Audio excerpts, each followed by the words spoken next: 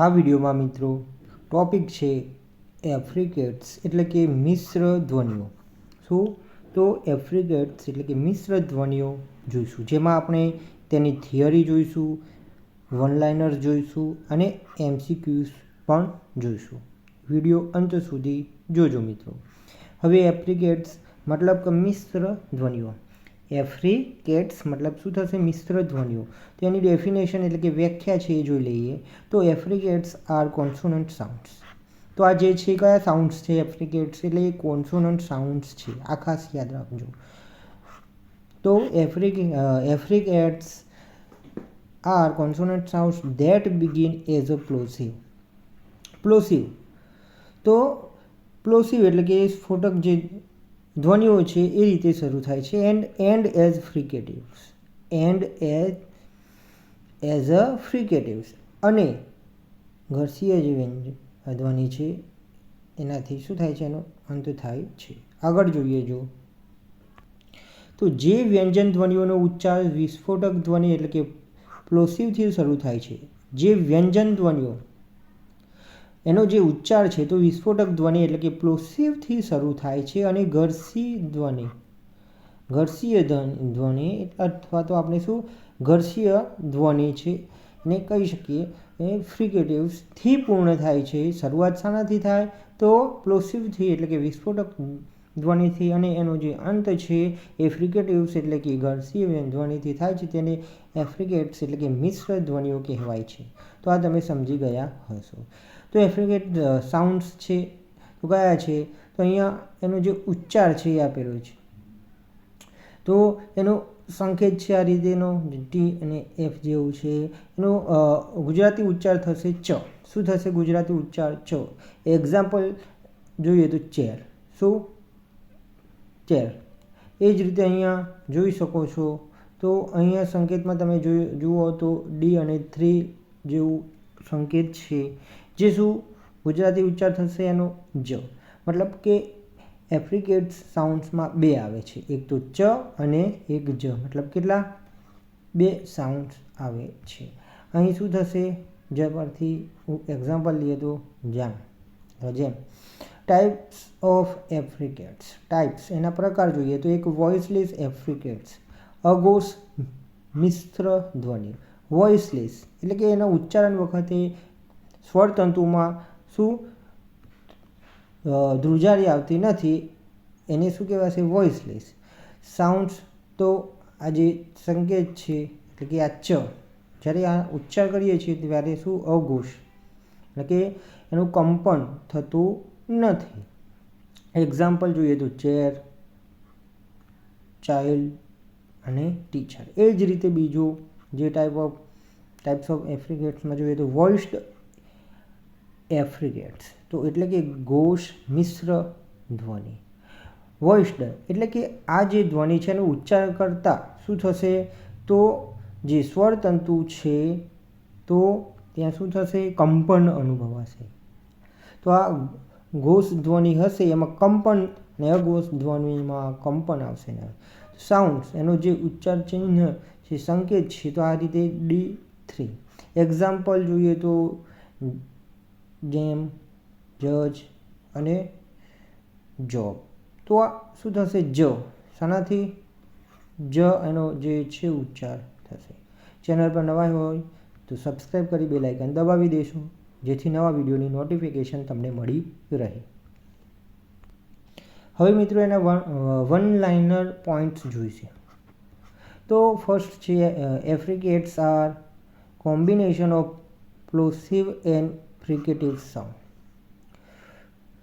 એક્ઝામમાં પૂછાઈ જાય તો પ્લોસિવ એન્ડ ફ્રિકેટિવ્સનું કોમ્બિનેશન જે છે એ શું કહેવાશે?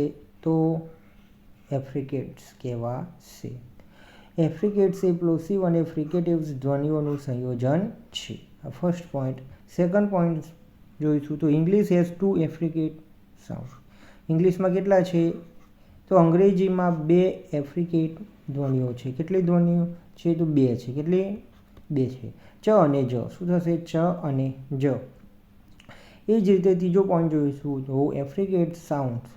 તો આ જે આ જે ચિહ્ન છે એ શું કહેવાશે? ચ. અને આ જે D3 લખેલું જે ચિહ્ન છે એ શું કહેવાશે? જ.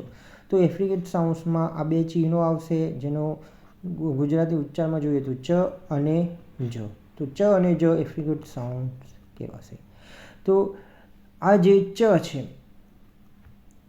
તો ચ છે એ શું? Is a voiceless affricates. મતલબ કે આનો જે ઉચ્ચાર કરીશું તો જે સ્વરતંતુ છે એમાં કંપન આવશે નહીં. વોઇસલેસ કીધું છે. અઘોષ એટલે કે અઘોષ મતલબ શું થશે? તો એનો ઉચ્ચાર કરતી વખતે જે ઉચ્ચારમાં શું? તો કંપન થશે નહીં. શું? કંપન થશે નહીં. એ વોઇસલેસ કહેવાશે, એટલે કે અઘોષ કહેવાશે.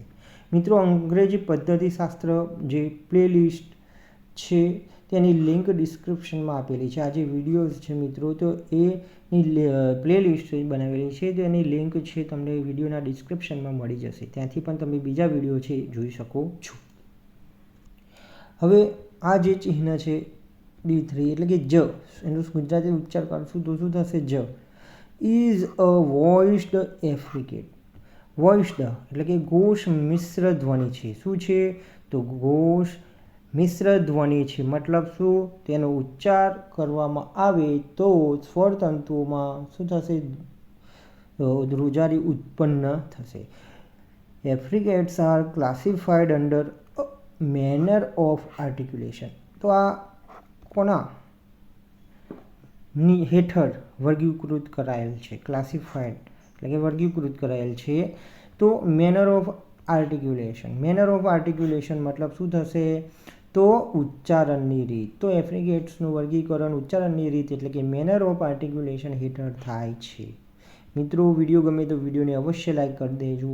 ચેનલ પર સબસ્ક્રાઈબ ન કરી હોય સબસ્ક્રાઈબ કરી બેલ આઇકન દબાવી દેશો.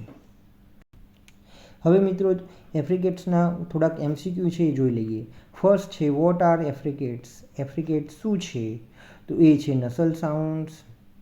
બી છે combination of plosive and fricative sounds. C છે લિટરલ સાઉન્ડ્સ. અને ડી છે વોવેલ સાઉન્ડ્સ.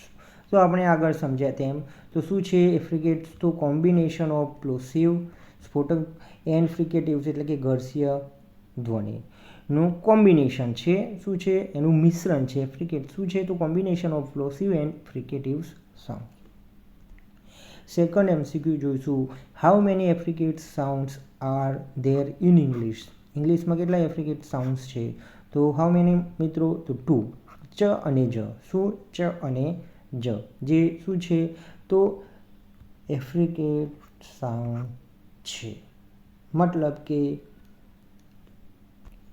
સ્ફોટક ધ્વનિ અને જે ઘર્ષીય ધ્વનિ છે એનું એ સંયોજન છે, મિશ્રણ છે. થર્ડ નંબર જોઈશું. Which of the following is a voiceless affricate? Voiceless. Voiceless મતલબ અઘોષ, એટલે કે એનો ઉચ્ચાર કરતા સ્વરતંતુમાં ધ્રુજારી ઉત્પન્ન થતી નથી. તો શું આવશે? સી. મતલબ આ જે સી છે, આ TF જેવું જે ચિહ્ન છે એનું ગુજરાતી ઉચ્ચાર શું કહેવાશે? ચ કહેવાશે. શું? ચ. મતલબ કે ચના ઉચ્ચારણ વખતે સ્વરતંતુમાં કંપન થતું નથી. સ્વર તે તંતુઓ છે તો એમાં કંપન આવતું નથી, જેના કારણે એ શું કહેવાશે? વોઇસલેસ એફ્રિકેટ કહેવાશે. 4 નંબર જોઈશું. Which of the following is a voiced affricate? Voiced એટલે કે ઘોષ. શું? તો ઘોષ એફ્રિકેટ. તો શું આવશે? ડી. એટલે કે આ જ. શું આવશે? આ જે ડી છે વિકલ્પ છે એ, એટલે કે આ જ છે શું છે? તો વોઇસ્ડ એફ્રિકેટ છે. મિશ્ર શું? ધ્વનિ છે. આગળ જોઈએ. 5મો નંબર છે. Which word contains the sound? આ જે સિમ્બોલ છે એ જ. શું? તો જ. કયું આવશે મિત્રો? બરાબરથી. તો સી આપણે જોઈએ તો એ શું છે? તો કન્ટેન્સ ધ સાઉન્ડ જ. કન્ટેન ધ સાઉન્ડ જ.